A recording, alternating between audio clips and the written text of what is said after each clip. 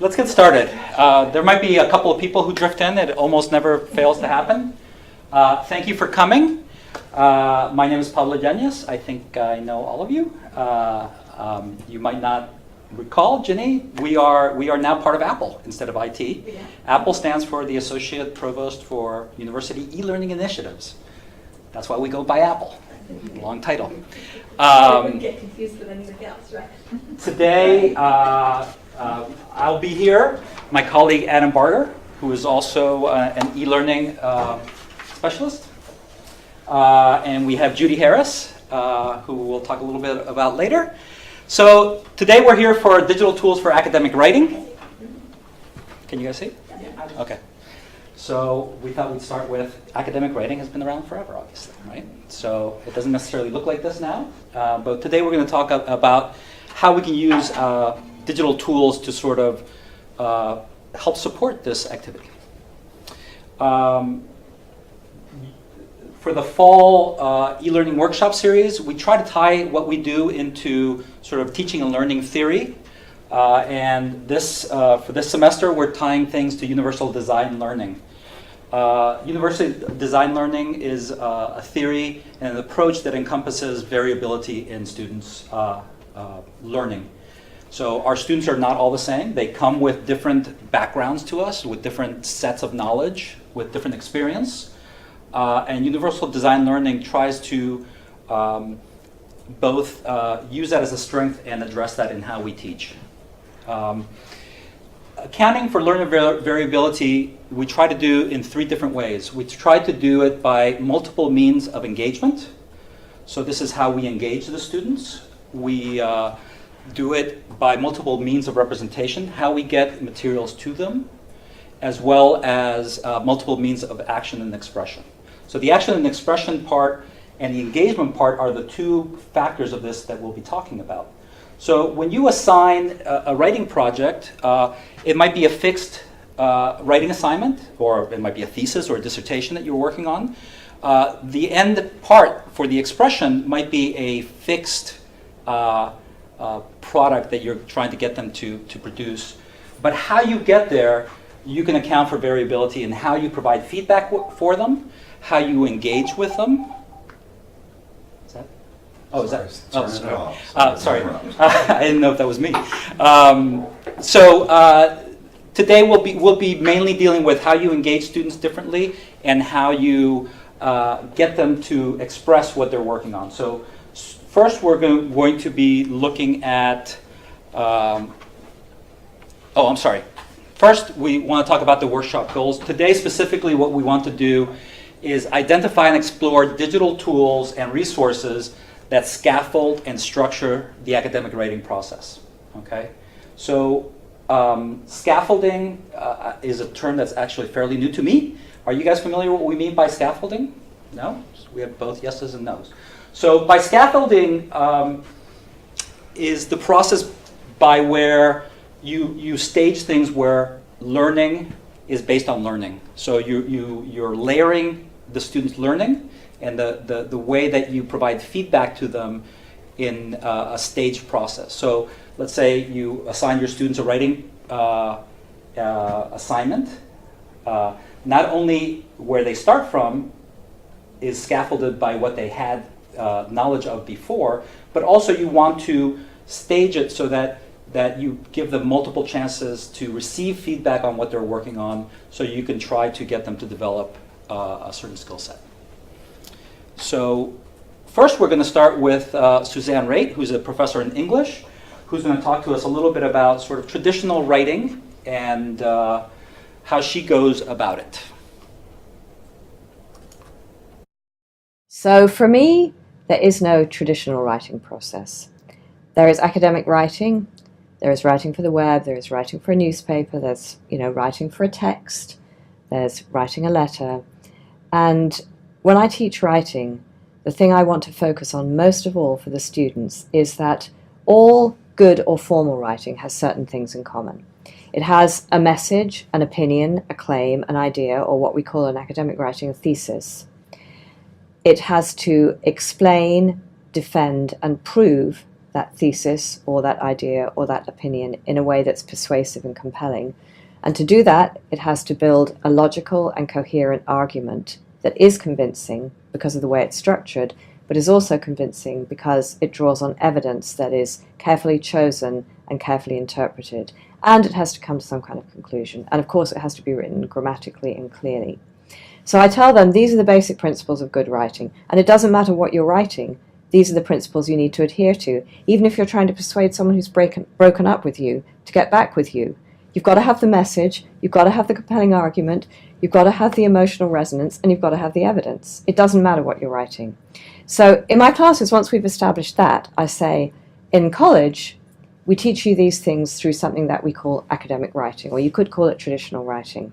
But actually, that's only one kind of writing that uses these principles. So we teach it often in this way because traditionally it's been the way that people have tried to convey these principles of good writing.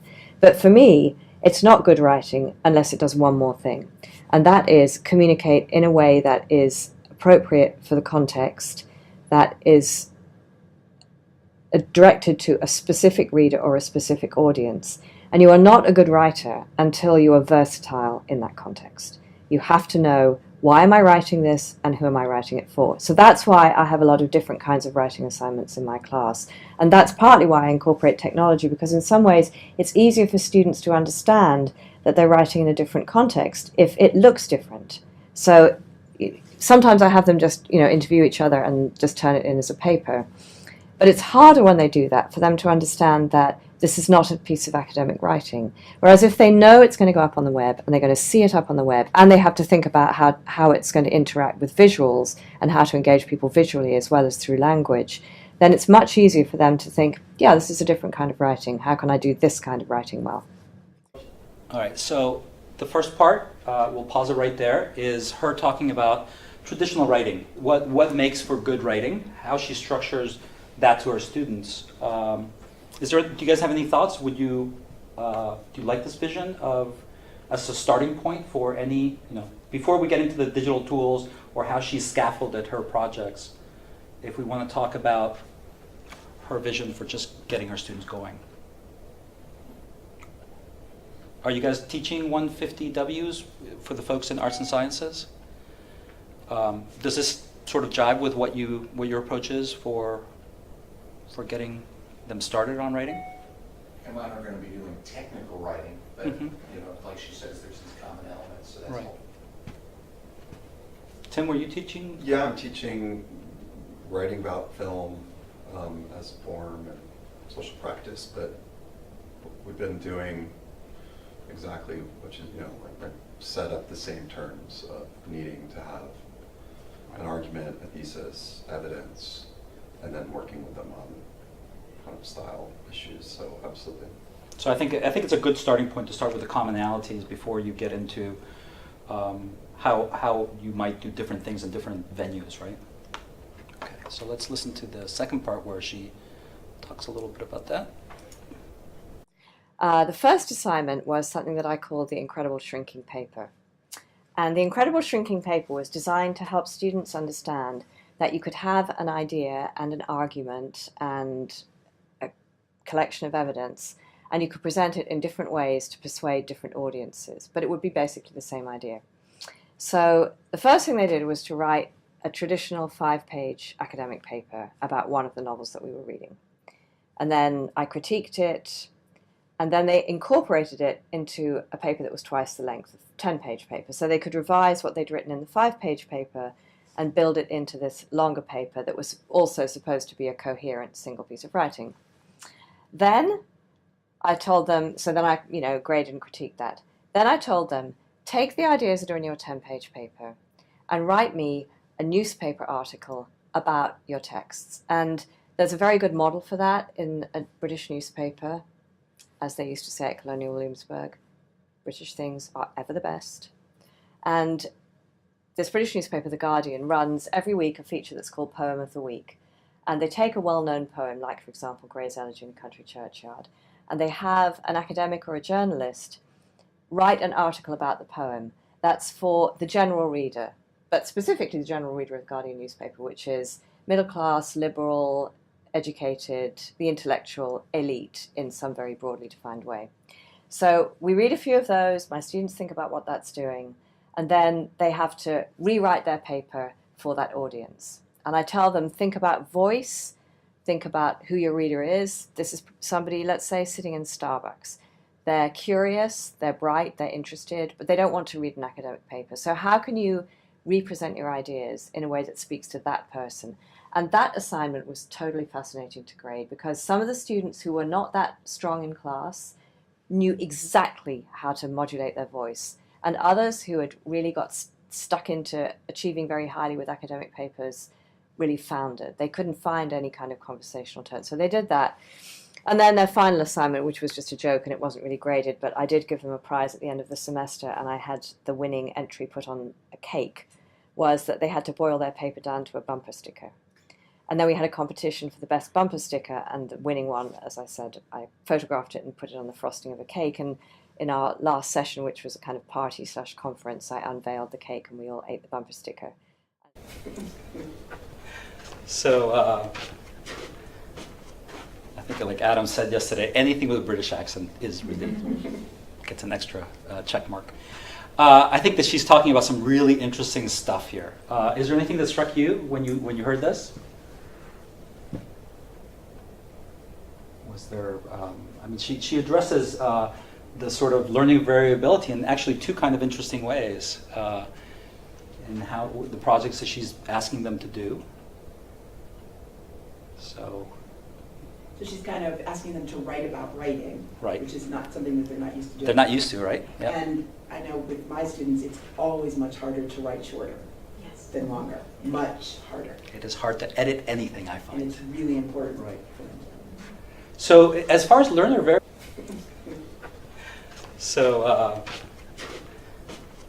I think, like Adam said yesterday, anything with a British accent is really gets an extra check mark. I think that she's talking about some really interesting stuff here. Is there anything that struck you when you heard this? Was there? I mean, she addresses the sort of learning variability in actually two kind of interesting ways, in how the projects that she's asking them to do. So she's kind of asking them to write about writing, right, which is not something that they're not used to doing. They're not used to, right? Yeah. And I know with my students, it's always much harder to write shorter than longer. Much harder. It is hard to edit anything, I find. And it's really important. Right. So as far as learner variability, there's a couple of interesting things that she's doing. One is that in sort of the UDL approach, she's giving them different types of projects. I mean, the projects are fixed, but there are different types of projects that they're receiving feedback on. What I think is really interesting here is her last comment of some of the students who really excelled at the academic writing floundered in the other one, and vice versa, right? So one of the great things about UDL is that you not only take advantage of learner variability, but you don't only necessarily reinforce the things that they're strong at, right? You're gonna work on things that maybe they're not as strong at. So, and those pools you might assume are the same, and they often are not. Anything else that merits sort of discussion that struck you about this? I like the idea of writing for people outside of the academy. Exactly. Yeah. Yeah.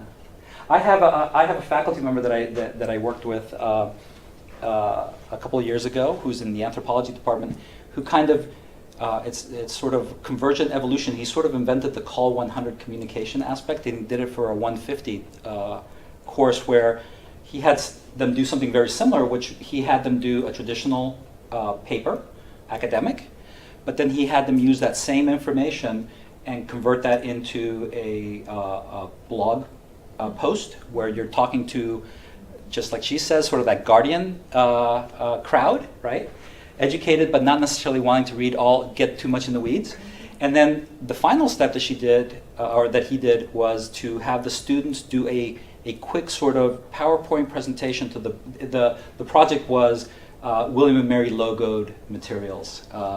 Maybe some of it was sweatshoppy. Was taking that same information and arguments and putting it in a PowerPoint presentation that you might make to the Board of Visitors or the faculty assembly. And I thought that was a great exercise as well. All right, next up we have Judy Harris, who is a a professor at the School of Education and Pavey Chair for Educational Technology. Judy? Yeah, thanks. So what I'd like to share with you today are some of the techniques that I use in helping my students with writing. But I should say at the beginning that my students are all graduate students. Hopefully some of the techniques will be useful for those of you who teach undergrads. I do think, and I'll point out the ones that I think might be especially useful, but please think about this in terms of that context. So a little bit of a quick overview before I get into tools. And for those of you who know me, it's uncharacteristic of me to emphasize tools so much, but that's what they asked me to talk about, so that's what we'll do. In terms of pedagogical techniques that I use overall with helping students to write, probably most importantly, I modularize the assignments. So, for example, I'm helping students to write a literature review, and so I break that into individual steps, each that build on each other, and then I give them feedback. Here's an example of scaffolding that Pablo mentioned. I give them feedback on each of the pieces, and the pieces that are harder to do, I typically ask them to do at least 2 drafts, and they always have an option to redo once I've given them feedback, once I've graded the assignment. So the important thing is that these are not separate assignments, even though they're graded separately. They're all pieces of the larger project. And they're done in a sequence that, as far as I can tell, makes sense to them in terms of how they build it, how they actually build towards the final project. And in one set of courses, research methods courses that I teach, which is a 2-semester sequence, required sequence, bless you, there's actually the sort of final project is something that we build to during the entire academic year, piece by piece with formative feedback in between. So that formative feedback is very important. So it's not just feedback on particular assignments, it's feedback as much as possible that students can use as they're doing the next step or steps in the process. And of course, it doesn't have to be over a 2-course sequence, could be just for part of one course or during a particular semester. In keeping with the UDL theme, I do give, whenever possible, I do give opportunities to respond in different modalities and formats. So again, it's going to depend. If students are having to write sort of the first full literature review for their dissertation, then that's going to have to be in text. But some of the preparatory work could easily be visual, auditory, video-based. Even experimented with things like word clouds to try to help them to figure out, what are the primary ideas or not. But just this semester, we've been experimenting with memes in one of my classes to sort of be very succinct in how they communicate. I also have to say, and this might just be me, a lot of us in the School of Education do help students to give feedback to each other, which, as we all know, is very helpful, helps you when you're looking at somebody else's work. It can help you, if you have a practice of that, to edit your own work. What I do find, though, is even with very advanced graduate students, that they often really struggle with this. And so I try to help teach them how to do this, but I never, ever substitute peer feedback for my feedback. So it's always in addition to, and it's always meant for them to learn how to better give feedback so that they can then better edit their own work. Right? So overall, those are the techniques that I use. And then in terms of digital tools, I want to show you just a few of them that the students, some of which the students have really glommed onto, and others which I think have particular potential for students with different kinds of learning preferences and needs. And when I think about them, I organize them in terms of what the students are doing for writing. First, organizational tools, then record-keeping kinds of tools, especially with references that the students are reading, and then feedback, ways of giving students feedback. Right? I'm going to pause here, though, and see if there are any questions or comments on what I've gone to. Please. I'll throw it out now, and it might just be a separate thing, but the feedback and how you said that peer review is something you have them do, but it's almost more important for the person doing the peer review than it is the factual feedback that's given, and I find that too, and to the point that I'm like, I'm not going to waste It's time with difficult, this yeah. because I find they're very timid and they'll only say something positive, and sometimes that's actually counterproductive because then they think, well, my paper's fine, my peer thought it was great. Yeah. But but I guess, and even it was a question I had with Susan's thing is, what I'm struggling with is the amount of time it takes me to give feedback. Absolutely. And so that's where I'm just like, I'm at an unsustainable kind of pattern of how to do this, especially when we're talking about multiple drafts. Right, So right. that's a key thing that I was, hoping for Yeah. some. Yeah, well, Thoughts on- and please tell me when we get to that part whether this is helpful. I hope it is. I don't know that we're ever going to make the sort of really in-depth, truly helpful feedback, especially on multiple drafts. I don't think we're ever going to make it quick. Yeah. If it's going to be high quality, honestly. Right. And to a certain extent, well, and I'll explain this a little bit more when we get to that. To a certain extent, I'm trying to balance how the students seem to best hear and use the feedback Right. with what's reasonable for me. Right. And I think the difficulty comes when we focus too much on what the students want, how they best hear it, and run the risk of burning ourselves out, Right. or giving feedback so late that they can't really use it, Right. in future drafts, that kind of thing. Right. So please talk to us when we get to that section, Okay. especially, okay? And in terms of peer feedback, again, this is my perspective. Some of my colleagues in the School of Ed disagree with me completely. But even with advanced graduate students, I've had students actually say, not only that they're a little bit uncomfortable, but that the feedback that they get from peers is not as helpful as what they get from more experienced writers, which is understandable. But on the other hand, I think we also have a responsibility to teach them how to do that. So, Yeah, so that's a challenge, yeah. That's what I was going to say, Judy. There's a secondary benefit of the peer feedback, not only for the person receiving the edits and the suggestions, but particularly in a doctoral program, you're acculturating them to a scholarly community. Absolutely. And we Yeah. expect that they're going to serve on editorial boards, they're going to be reviewing grants, so they need to learn how to assess and make judicious comments. Absolutely. And so I think that's why I think it's important to do both, to not try to substitute one for the other. And I can tell you for sure, in my doctoral program, of all of the really beneficial learning experiences that I had, I was in a collaborative writing for publication group with faculty and students for 3.5 of the 4 years that I was there. And it was literally the most valuable experience that I had, because every time we met, which I think was 2 times a month, we had a number of manuscripts that we all had to have read and scribbled on, and we gave each other feedback in a structured sort of writer's workshop kind of way. And it really, really helped me with my writing too. So yeah, so it's a challenge. It's definitely a challenge. So let me give you a couple of examples of some of these tools. And Pablo and Adam were kind to talk with one of our current students, one of our students who just graduated, who are champions of particular tools that the students seem to have really appreciated. So we're going to share their voices also. So this is Carrie Mahoney, who's currently a postdoc at the University of Virginia. She graduated in May. And she was one of the first students, along with Adam, who really found a tool called Workflowy, which I'll show you in a second, to be very helpful in terms of organizing her writing. So here she's going to talk about this. Workflowy is primarily a list-making tool. It's not designed for writing of any kind. It's just to make lists and collaborate on those lists with other people. But there's some interesting aspects to the way that Workflowy was designed that lend themselves well to enhancing writing and thinking about writing in different ways, especially in organizing information, outlining that information, and preparing to write.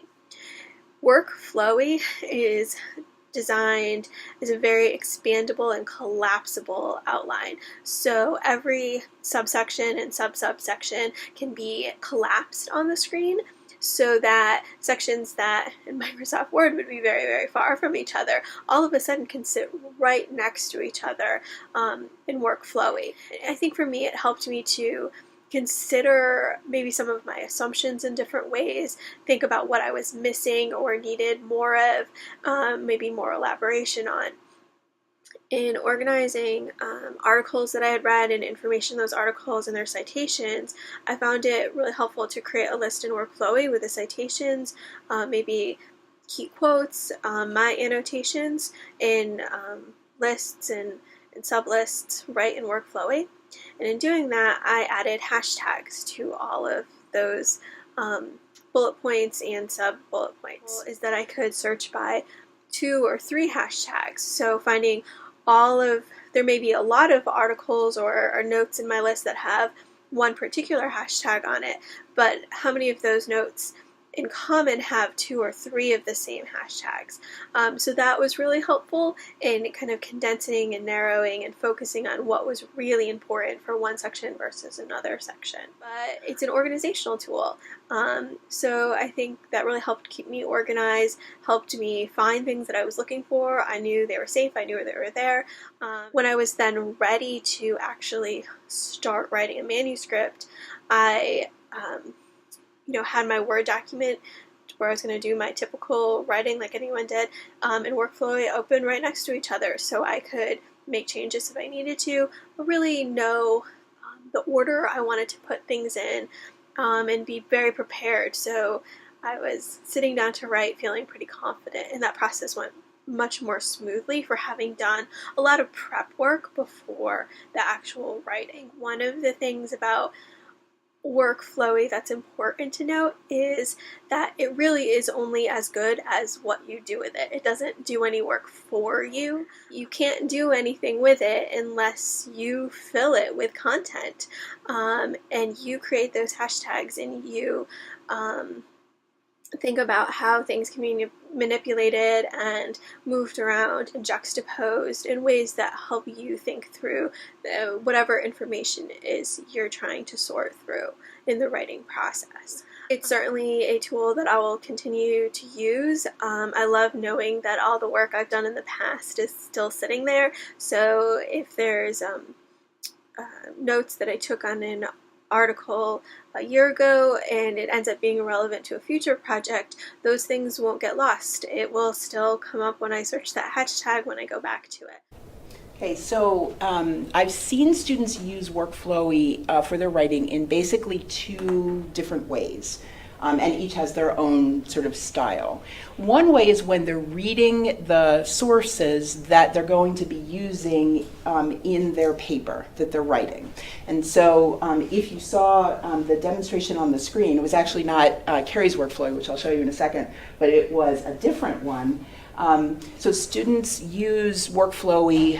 Each bullet would be another reference with notes by that bullet or subsumed underneath that bullet about the particular ideas that they're considering using from that reference in their paper. And then they can move around very easily those references as they start to structure their argument.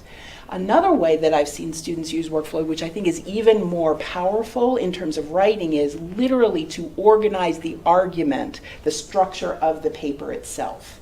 And so let me show you, this is an earlier version. This is not Carrie's final one. So, okay, so here's what a populated Workflowy looks like. Workflowy is a completely free tool, no ads, that kind of thing. It literally starts with a blank screen and a dot, right? And you just start, it's like a bulleted list with as many sub-bullets as you'd like, right? As Carrie said, Workflowy was originally created as an organizational tool, like for all of your projects in your personal and your professional life. And as soon as I saw it, I realized, oh, wait a minute, this could be a really helpful organizational tool for writing. So what we're seeing here is part of Carrie's Workflowy. Ignore this first button, that was just mine, but literally this one button is the top level topic for an earlier version of Carrie's literature review. And so all of the topics, and you see the ones that are highlighted here, all of those topics have subtopics underneath them. And so you can expand and contract. So like as Carrie was saying, as you contract these, you can get the structure, the pieces of the argument closer to each other so that you can see whether it's a logical sequence. And if not, it's very easy to just take one and move it to a different place, right?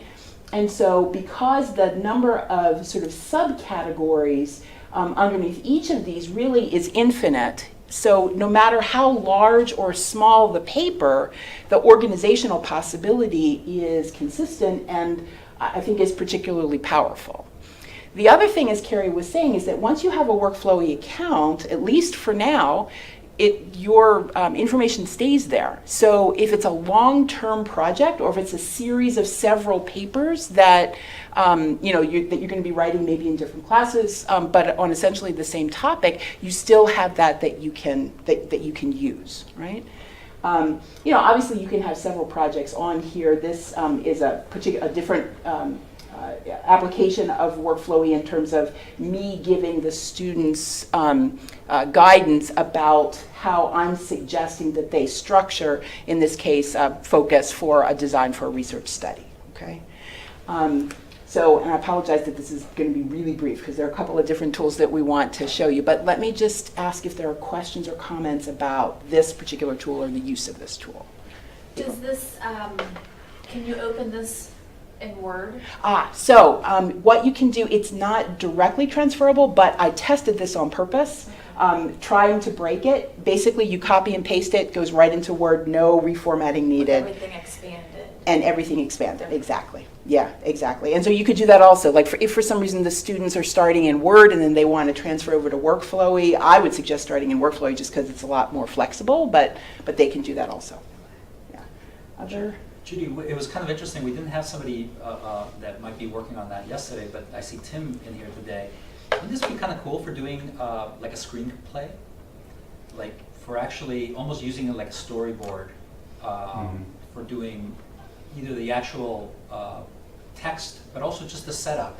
It seems like it would be a really interesting way to undertake that type of writing. Yeah. Mm-hmm. Yeah. So anytime that, and I'm using it in terms of an academic argument, but anytime that you want to help students organize their thoughts prior to and during writing, I think it's a really helpful tool. Okay.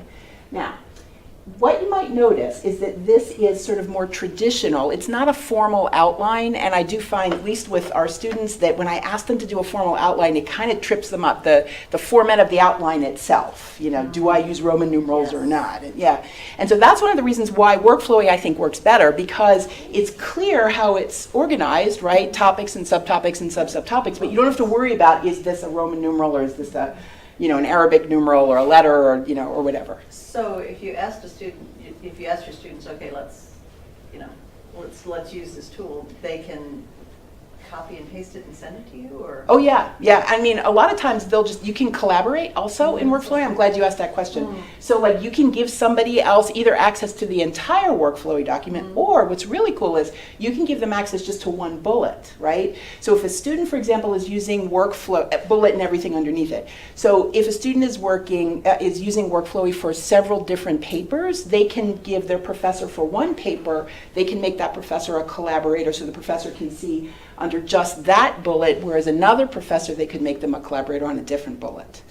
But again, if the students don't want the professor in their account, because once you're a collaborator, you can also change things. And so if the students don't want that, which I can understand why they wouldn't, then it's very easy to expand it all. You can export it as a PDF. You can copy and paste it into Word. It's very simple to do. So one of the things that, as powerful, you can tell, as I think this is, and as much as many of the students that I've introduced it to have really embraced it, I am aware that some students just don't think well in this very sort of text-based hierarchical way. So in keeping with the UDL theme for this particular workshop, there is another tool that I've introduced more recently to students. I'm not aware of anyone using it yet, but they might be using it, and I don't know. And by the way, all of the links to all of these tools and more are on a final screen, and you'll get a copy of all of the slides. So don't worry about trying to write it down quickly. So this is called Ginkgo, another free tool. Again, no advertisements. As far as I know, it never expires. And Ginkgo is an organizational tool that's organized in what they call trees. And the trees, let me show you their example of an academic paper tree. the tree basically goes from left to right instead of top to bottom, and it uses multiple cards, right? So each of these that you see with text, it can also have, as you can see, video and images and things in it. These cards, the levels, the organizational levels, literally progress from left to right. So the leftmost level is what would be the top level in Workflowy. Then the second to the left would be the second level, etc. And you can move these cards around very easily, either between levels or within a level. And your organization can be as wide as you need it to be, right? So multiple screens. So what I'm thinking is that for students who get more confused with or are not as best served with that sort of traditional text-based hierarchical structure, that this might be a good alternative. Now, I have to say that it could just be our students in the School of Ed. The ones that I've introduced this to, I've introduced both, they all go for Workflowy so far. But my sense is that this would probably work better for some students just because of the nature of the interface in terms of matching their thinking. Okay? It's a little bit more flexible also, by the way, in terms of inserting different kinds of media. So like particular images, videos, audio. You can do it in Ginkgo, but you can't do that in Workflowy. Workflowy is pretty much just text. So questions or comments? Okay. So those are some examples of organizational tools. There are others, of course, but those are the ones that I found that I'm particularly fond of. There's also the function that I'll call record keeping that's part of writing. Right? Probably a number of you use a reference organizer. I know that RefWorks is one that the library has sponsored for a while. Some of you might be familiar with EndNote, and you have my sympathies because EndNote is not that friendly, not that bug-free, let's say. Some people use Zotero. What our students tend to like most is Mendeley, which is a reference organizer, and this is our student Diana Teisinger who's going to talk to you a little bit about her use of it. It's a reference organizer that is extremely flexible and it's social, meaning that other people who have similar interests to yours or your students, when they post their references on Mendeley, if they make them public, as most people do, you have access to them also. And there are groups within Mendeley, many groups for people who are researching similar topics. So what our students find is this is particularly powerful, especially those students in curriculum and educational technology, where a lot of the topics that our students are researching are either very new or not as well researched because of the newness of the field. So especially for those kinds of topics, it can be really helpful and connect people with researchers all over the world, students, faculty, etc. So here's what Diana has to say about her use of Mendeley. So Mendeley is very easy to learn. So that was a big plus for me because I was learning it kind of mid-semester. So before Mendeley, I had a tendency to start writing a paper and kind of look at the references that I had either printed out or downloaded to my computer, and maybe put in a little reminder to myself, citation needed. And then I would get to the end of my paper and be in the revision process and realize I don't remember where that came from, and have to kind of go back and try to figure out, where did I get this fact or this quotation, or I need a page number for this. And Mendeley takes care of all that.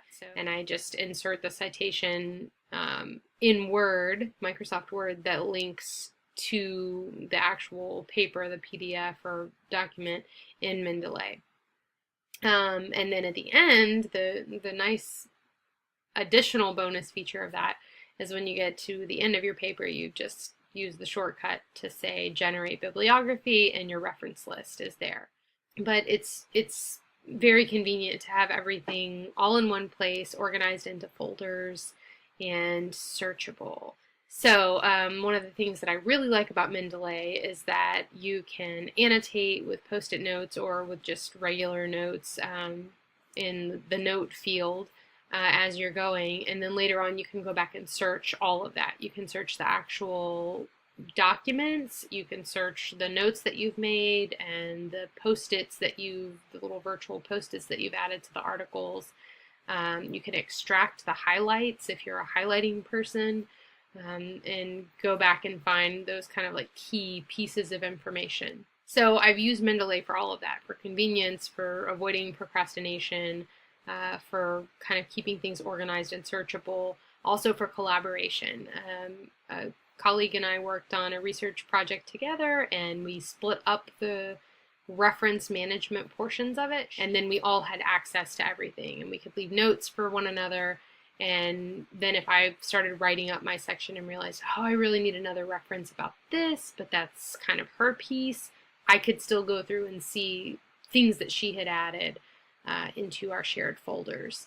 So it's a nice tool for collaboration as well. My work, and again, it's saving me so much time to focus on my participants and analysis and coding, and not have to worry so much about where did I find that, or what was that little tidbit about teacher learning. So I think that it will continue to be useful for me as I wrap up my dissertation and do additional research, and potentially into the future. Okay, so one of the things that the students have advised each other, and I literally heard them do this just at the beginning of the semester in a session that they were running for each other, is that Mendeley is best helpful, or I would assume any of these reference managers are most helpful if you start them early. So like if you're in the middle of a project and you then feed in all of the references that you already have, like in folders on your hard drive or something, it definitely can be done. Some of our students have chosen to do it, but that's definitely not as efficient. So even if students haven't used a reference organizer for their papers so far in their undergraduate education, certainly encouraging them to do that at the beginning of a particular project or the beginning of a particular class, or close to the beginning of a class, I think would be most helpful to them. Diana said that Mendeley is easy to learn. Some of the students have said there's a little bit of a learning curve, but my sense is that it's not so much that it would turn students off. I think RefWorks actually, for people that are first using it, has more of a learning curve than Mendeley, honestly.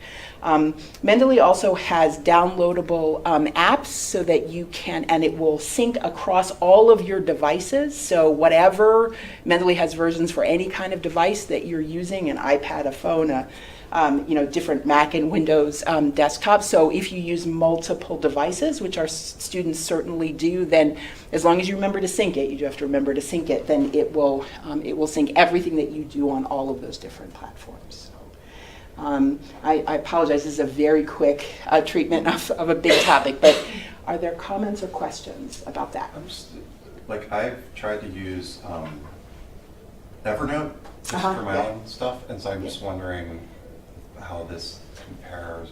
That's a really good question. Evernote is a very flexible tool that helps you to keep records, notes, that you organize yourself. Right. Mendeley, in a way, so it's a much more global kind of tool, but it also doesn't have the specific features that Mendeley does. For example, as Diana said, if you're working with APA or Chicago or whatever, it will format the, like give me an MLA, which is right, really cool. You do have to, by the way, you do have to check it because there are like minor errors in there.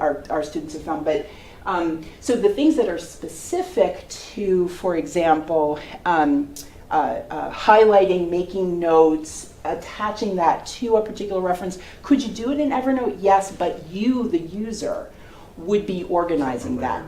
And so my sense is if what you want is a reference organizer, something that helps you keep your notes on particular references for writing, for speaking, for whatever, that Mendeley is a more specialized kind of tool. Although Evernote could be configured by the user to do similar kinds of things. Okay. Yeah, and I've actually found Evernote not to be that friendly, honest, just me personally. It could just be that I'm not a disciplined use of it, but user of it. So, yeah. So other. So just follow. Is this something that you have or would recommend, or thinking in the UDL sensibilities here, like just assigning to students? I'm tempted to just tell my 150 students we're about to embark on their research papers, and up until now they haven't had to do this kind of work. But it's like, all right, you guys now are all going to need to use Mendeley to organize your sources, or is this sort of like, here's an option, some of you might like it, some of you might not like it? let me ask, because I don't teach undergrads, right? So it's very different, Yeah. teaching advanced grad students. So let me ask some of the folks here, what do you think about making that an assignment for, these are undergrads, right? Yeah, freshmen. Freshmen. So, yeah. So, Adam, what do you think? I think it's a great idea. People kind of laugh when I tell them that Mendeley and workflow would change my life. It literally teary-eyed. did. Yeah, and I wish to God I would have started earlier. I started about halfway through my graduate work. Yeah. So with this new curriculum, it would be so powerful to start them early in that 150, even if 100 would be even better. Right. And just say this is a tool that you might carry with you. Right. But regardless, it's going You to help have to your do it class. now, Yeah. and then Yeah. you may Regardless, become it'll help hooked, in your or you class, can ditch it afterwards. But Yeah. Other people? What do you think? Oh, yeah, absolutely. Yeah, I mean, for sure. I make my students do RefWorks because I've never heard of Mendeley Okay. before, but, yeah.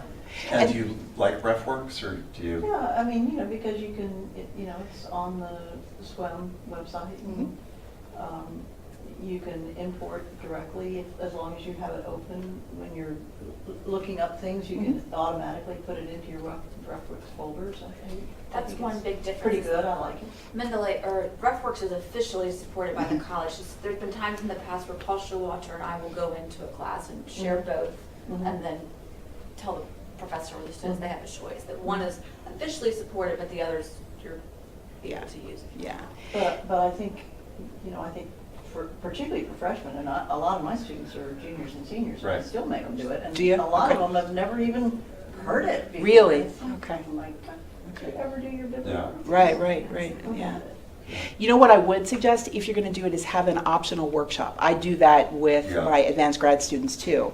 Optional workshop that either you teach, or if you ask the IT liaison, to help you to teach, so that for the students that would rather learn in a hands-on way, they have that option. They're not kind of feeling lost. And if they'd rather learn on their own or with each other, then they have that option too. Right. So. Well, and they actually have pretty good videos. Yeah, there's tutorials. They're okay? There's good Tutorials. online, and we have lynda.com. Yeah. There's lots of different ways to do it. Does lynda.com do Mendeley? I haven't seen that. I don't know. Maybe she does, The- but the- the Mendeley videos are okay. Yeah. I don't know how the undergrads would like them. The one thing that I've mentioned really quickly is, as opposed to most of our workshops, we have talked about a lot about tools here, but I think what we'd like you to take away from it is that maybe you're seeing a tool that you've never thought of before, but maybe you have a competing tool like you do. Yesterday somebody was really using Sotero and loved it. I think that the process, the reason why you're using the tool is obviously much more important than the actual specific tool that you're using. But I think it's a really good idea. I wish that when I was an undergraduate that I had kept better notes of what I had read, for instance. And I think that's a great skill for undergraduates to have. Yeah, so especially so that they can make, my limited understanding of the CAL curriculum is you want them to make those connections across different disciplines, across different courses, even more than you already did. And so this can help them, to do that. So. Okay, and so then also wanted to introduce you to some ideas in terms of providing feedback, tools in academic writing to provide feedback. So I have three sort of examples here, and I'll tell you about a couple more that folks yesterday and some of my colleagues have shared. So the first one you're probably familiar with, just sort of as a sort of a starting note. This is a draft of a case that one of my students has written, given me permission to use as a demonstration. And so the first option is, just where you use Microsoft Word, you use track changes if you have specific wording suggestions, and especially you have all of these comments here, on the right-hand side. Now, that was one page. I only showed you a page on purpose. It took me 11 minutes to write those comments, right? So this particular document, it's only one case in a multiple case study. This particular document is about 15 pages. I wouldn't necessarily have all of those comments on every page, but part of the issue, of course, is time, my time, and also when the student reads this, I mean, if you look at this, the student reads it and it's like, oh my goodness. Some students, hopefully not mine because they're used to me by now, but some students look at this and think, oh, I must have done a really poor job, which is not true. This is actually a really good first draft, in my opinion. But I have suggestions because it's an early draft, and I'm trying to be as helpful as I can, both in telling the student what I think is particularly working about this draft and also suggestions for changes, right? So this is certainly a viable option. When I give my students choices among the different options that I'm sharing with you today, believe it or not, this is their favorite, even though, now again, it could be because they're advanced grad students, but even though it can be overwhelming when they receive it from me.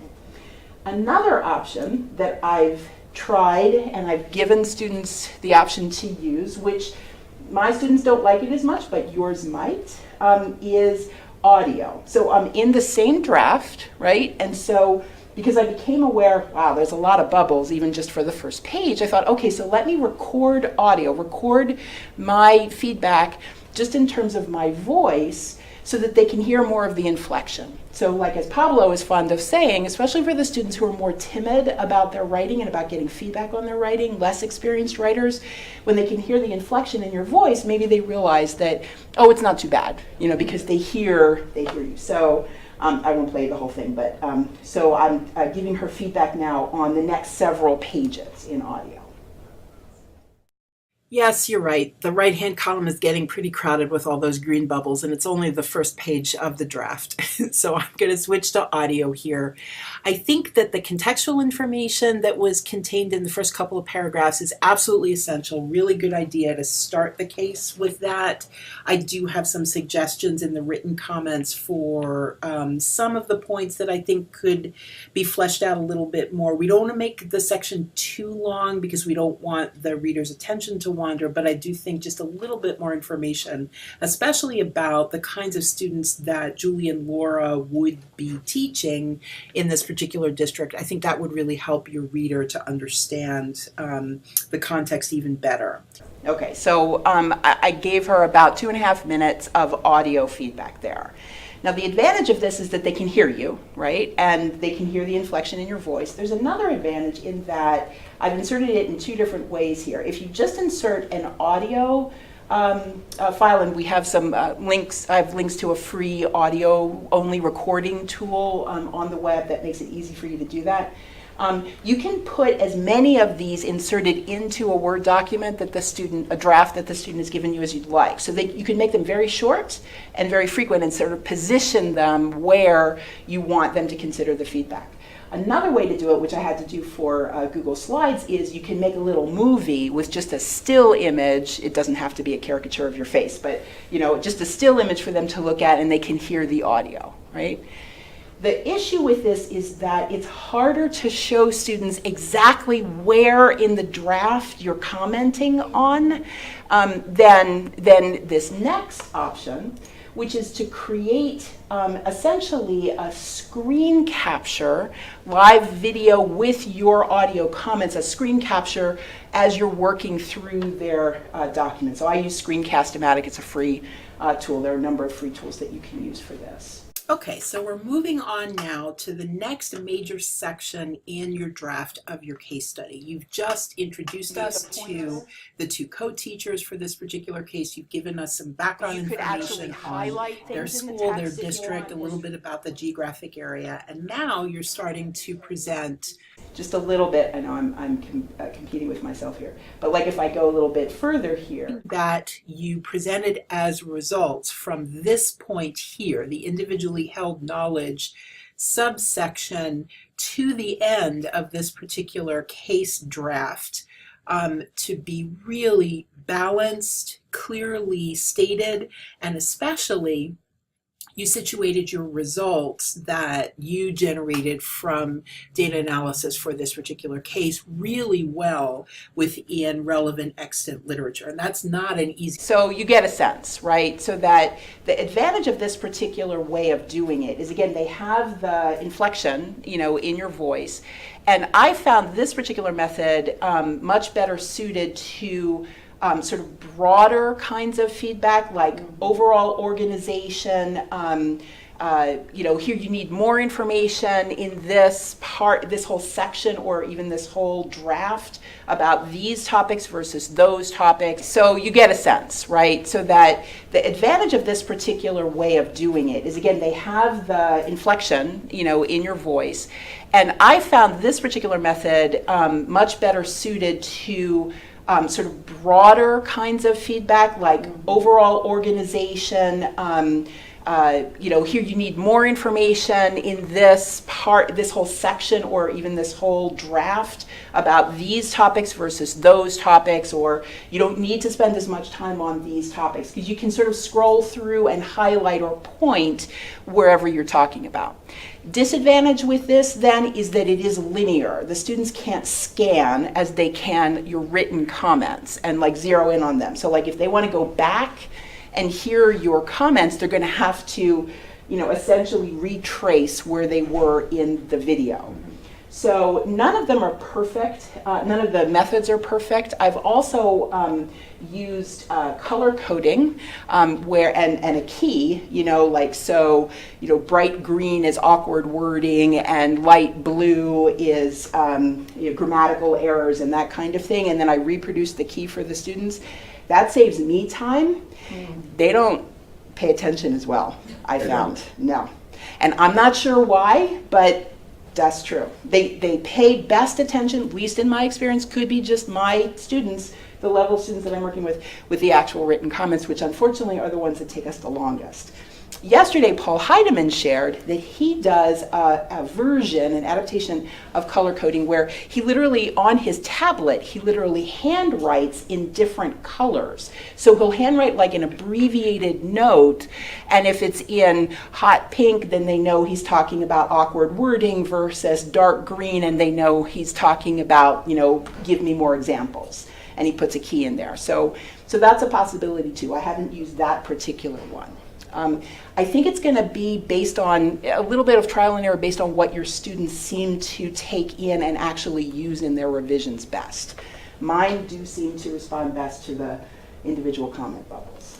So good news for them, I guess, not so good news for me. Oops. So, okay, so some sample tools of those types. And here we have the tools that we mentioned, plus some others with links that you might want to explore. The ones that we've mentioned definitely are here.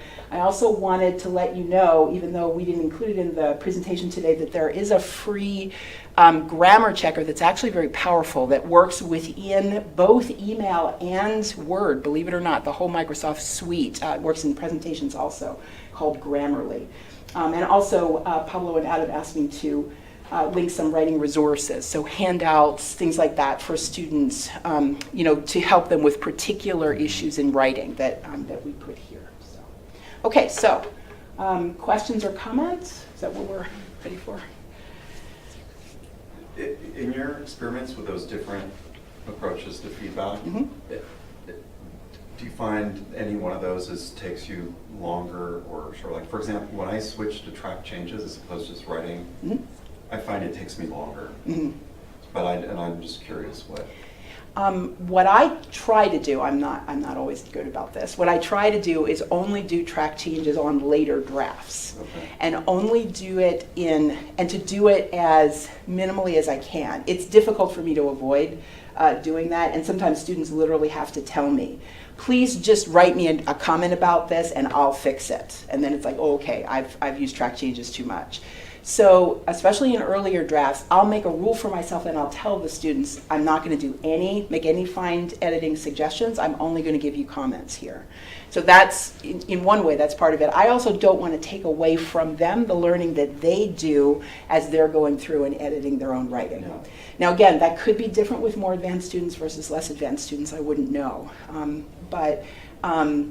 In terms of time, it takes the longest, in my experience, to do track changes and comments. Yeah. It takes a little less time to do just comments because it's broader topics that you're addressing. Right. A little less time than that to do highlighting in different colors with a key and an occasional comment, right. But that wasn't as effective, at least for my students. And less time than that to do either the audio or the video audio. And between the two, I'd suggest the video audio combination. Okay. Yeah. Is that what you want to know? Yeah. Okay. So others? Comments or questions? I guess we're done. Thank you for joining us. We will be in just later today, we'll be sending you the presentation which will have all the links to the tools and resources. If you want to explore any of these and want to partner, Adam Farger, myself, or Mike Bloom, who's not here, or folks like April at the School of Ed, or Karen Connor, we don't have anybody from business today, are there to help you with this. Likewise, if you have some other cool tool that does one of these things that we're talking about that you're really loving, let us know. I mean, it's you know, we can serve to share this out at a future date or with other folks who might have similar needs. So thank you for coming. Thanks, Judy.